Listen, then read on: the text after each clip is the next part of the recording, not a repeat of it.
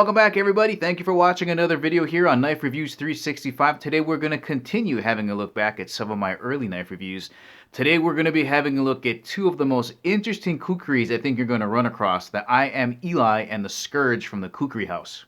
And if you haven't had a chance to check out the last video I posted, I'll leave a link for it right up here.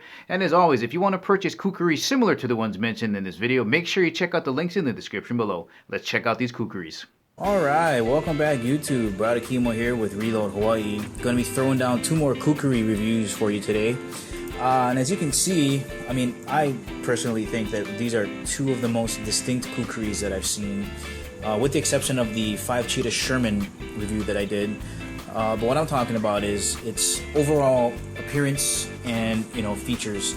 I think both of these have very unique handles and blade features that are different than most that I've seen, because most of them will have a recurve and a belly, but these look interesting. I think these probably are the two most interesting kukris on the Kukri House website. Let me tell you what you're looking at though. The one on the top is called I Am Eli / Missionary, kind of modeled after the kukri from I Am Eli. Runs about 90 bucks. Now the one on the bottom, this is my favorite. This is actually what led me to the Kukri House's website. This is called the Scourge / Apocalypse, and the description on the website is all about zombies. They were on that zombie train.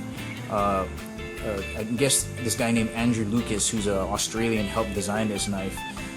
But they went to him to design a zombie kukri, and this is the result of it, and it's my absolute favorite so far.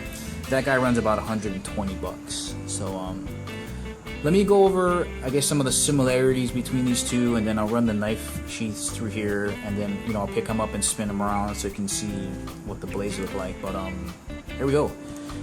I guess let's start with the blades. Both of them are 13-inch blades, both made out of EN-31 high carbon steel. The bar stocks come into the company with the standard Rockwell hardening between 22 and 25, and by the time they're done pounding on it and tempering and shaping, it ends up between 58 and 60. Handles, both are roughly about 6 inches. Both are made out of Indian rosewood. Both have full tang handle blade designs, and I'll show you those when I flip them over. And I think that's about it for similarities. Oh well, I'll put the spines in there too. The top one has a spine thickness of about 10 millimeters, and the bottom one about 9. But yeah, again, I'll show you that when I run them through the camera. Here's the knife sheaths. This is the one that is for the Scourge.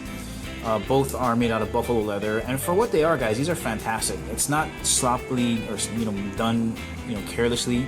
The stitching is good. Lanyard loop here, belt loop here, and I just appreciate people that know they can put something together just crap, right? But then they don't. They come through and they make it nice. Here's the other one. It's black buffalo leather.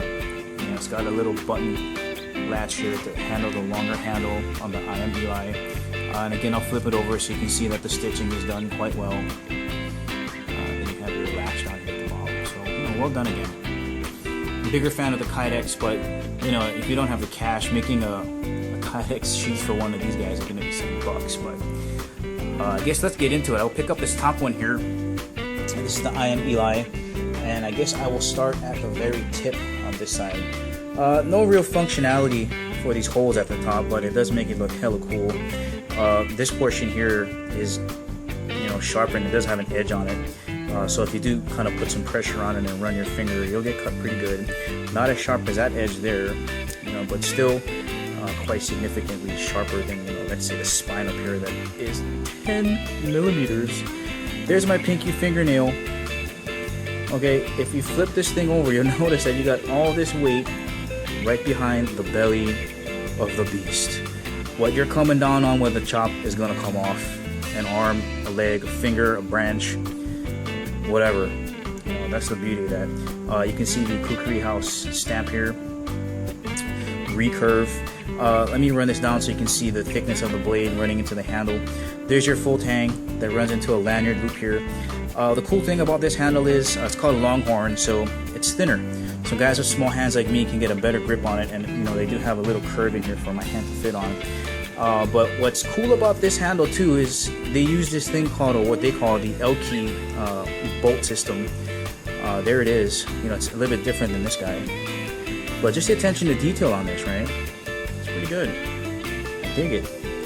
Got a little bit of ribbing on here for grip. But that's the I Am Eli.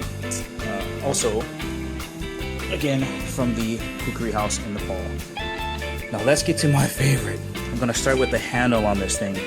I guess Andrew Lucas, the Australian that helped design this with the Kukri House, might be responsible for that handle design, but look at this full tang, man. Okay, it's one thing to see it all the way through here, but this finger guard, it runs through here and right around the corner, you know, into this beautiful finger guard for your pointer finger and a palm swell right up here. And especially this section here, I mean, if you kind of look at it, it looks like the Spartan kind of handle.